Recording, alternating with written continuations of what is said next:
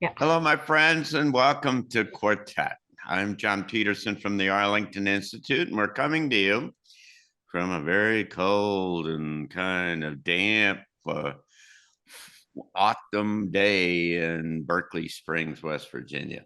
Uh, Fall has fallen here, and it's gotten quite chilly lately, but we're working our way through it, and we're happy to be here and be with you today as we get together to talk about some of the big things that are happening in the world today. I'm joined, as I always am, by Penny Kelly coming from Michigan. Hi, Penny. Hi, John. It's good to be here, and it's just as cold and miserable here. Yeah, I believe you. And how about Kingsley? How are things in England? Hello, John and Penny, everyone. Greetings from a very leafy UK, England. Here, autumn has fallen. Well, a couple of days ago, it was gorgeous, but it's it's getting engaging, I guess, more so here in the last couple of days.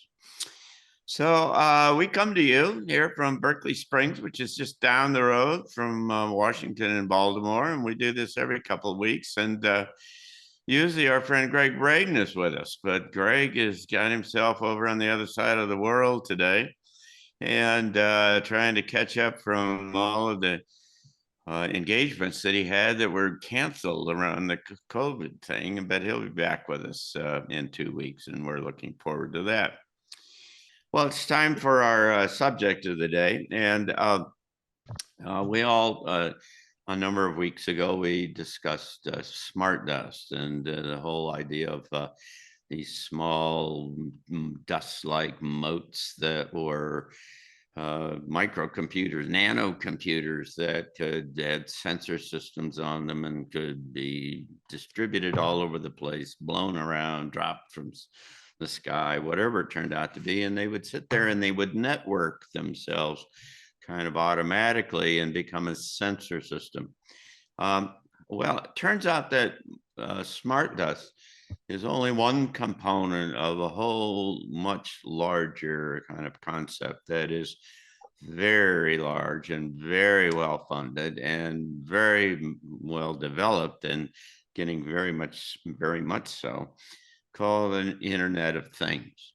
And the basic notion of the Internet of Things is that ultimately everything, and it literally they're talking about capabilities down to the molecular level, but in practical kind of terms today, everything that you can think of is got a internet connection, has some kind of a very small transmitter and receiver, and can receive internet information and transmit information. And of course, it only has any utility if it then has sensors of one sort or another that it's collecting information about or transmitting, sending information to. There are a lot of people who've written about this and written very authoritatively about it, but there's one book in particular that I've mentioned in the past, which is Alana Freeland's book, which is geoengineered transhumanism. And this perhaps is the best great kind of comprehensive summary of all of these kinds of things. And so it's a very good book to read to give you a good big picture of it. What Alana says, among other things, is that a 10-watt transmitter is all that is needed to generate for a strong cellular node. So you think about this towers that you see that have the cellular antennas. All you need is 10 watts to effectively deal with the telephone kind of traffic presumably this is what it's for. But as it turns out, the power levels of the transmitters on these towers are 20 to 60,000 kilowatts.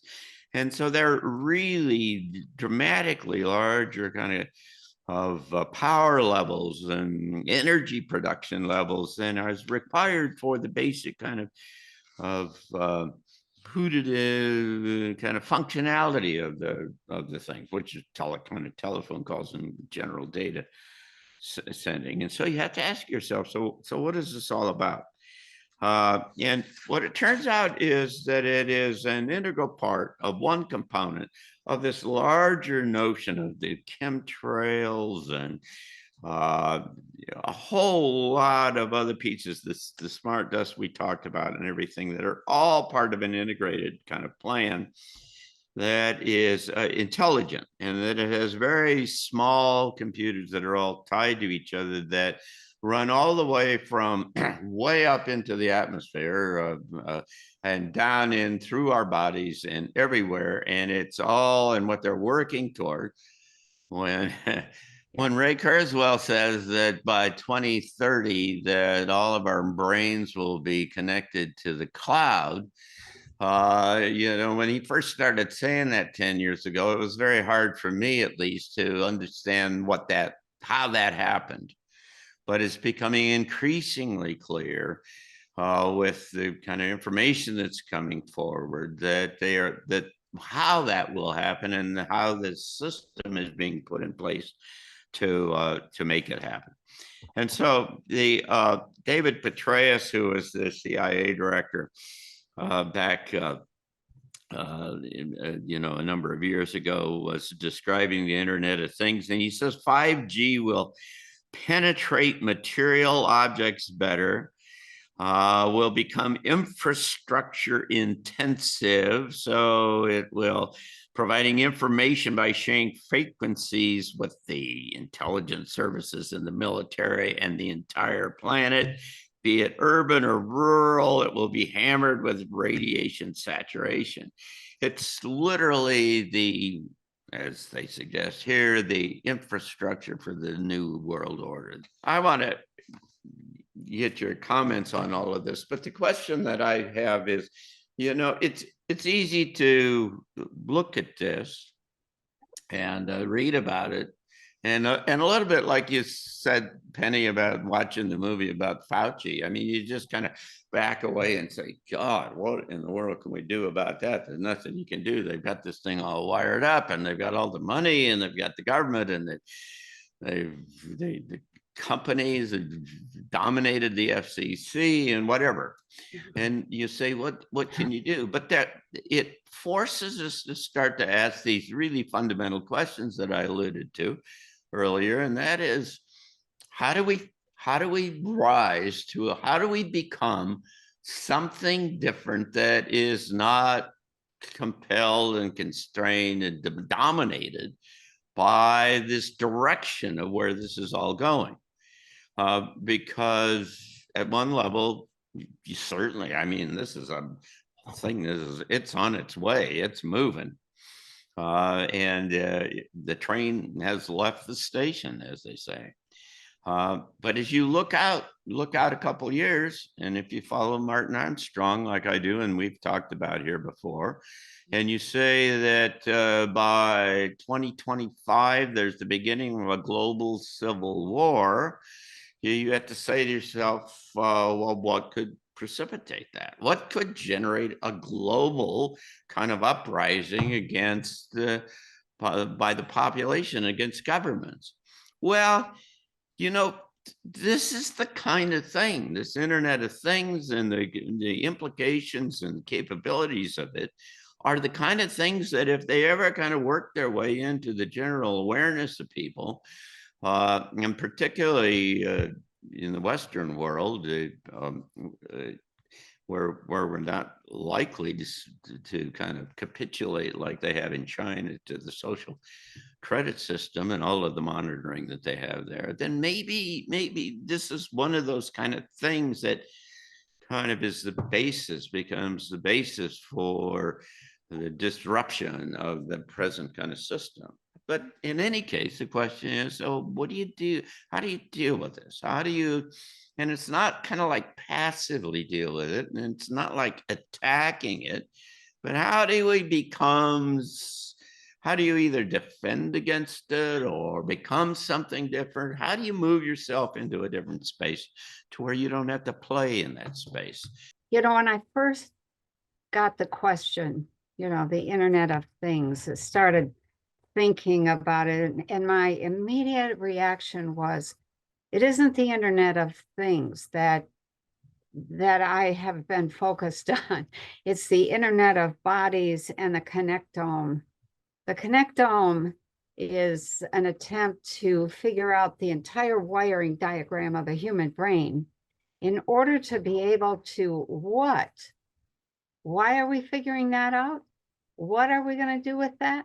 Well, that wiring diagram is the diagram of consciousness. We could say, oh, that'll be useful down the road. But if somebody with some, we'll say, an evil agenda gets a hold of that information and uses it, then, there may be no somewhere down the road for us because consciousness would be controlled. But what I see is that we're being driven toward what I'm going to call a technological senescence, which is that we are not needing to think about anything. We don't need to worry about anything. We don't need to decide anything. The Internet of Things will allow us to let go of everything and, just tap into the system.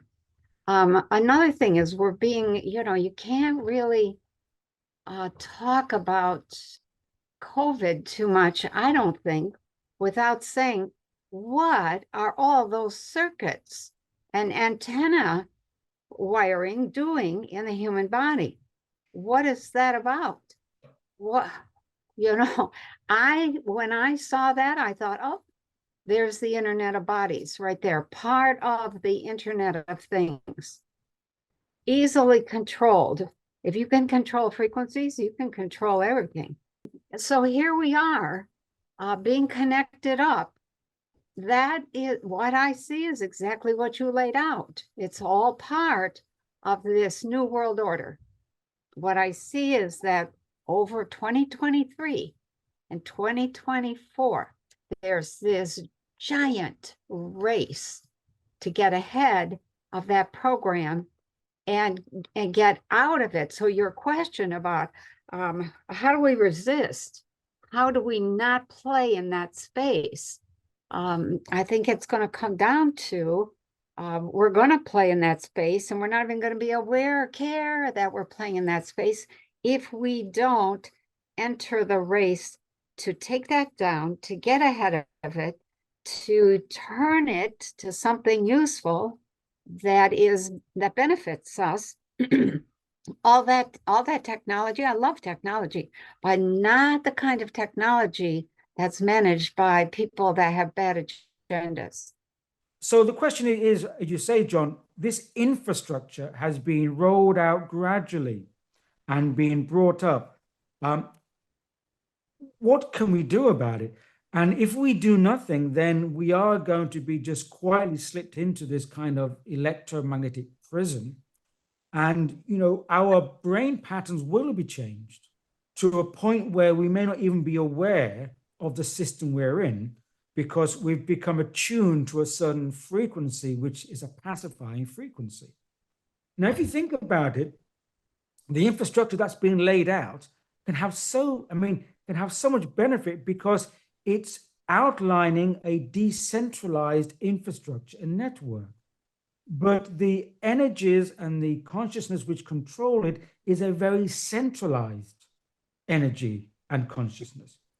Now, the question is, can there be any type of tipping point whereby the infrastructure which is decentralized can be utilized for a decentralized network? Now, unfortunately, if humanity is left to its own devices, it's not looking so good at the moment. But of course, we don't know. We have to understand that we are existing in the belly of the beast. And sometimes that can be for a reason that the beast is not aware of. Just as the Trojan horse metaphor, when the soldiers lived inside the belly of the Trojan horse, you don't see it coming. Now, we've talked in the past on this program about, the coronal mass ejections. We've talked about the solar system entering the galactic sheet, the galactic rift. and how our solar system is going to receive a lot of incoming energy. Now, physically, if we see this in terms of, the physical events, if we get a burst of energy from the cosmos, it could blow a fuse, just like the Carrington event in 1859, and everything could, be a part of that. But on the other hand, if we consider this is a very resilient, versatile, decentralized network, if some energy burst came in, the question is, could it actually benefit humanity within this network? Rather than blowing a fuse, could it actually assist in an upshift in the human consciousness? So, what we're outlining so far is that this system that's being rolled out has very dark implications because of the consciousness behind it.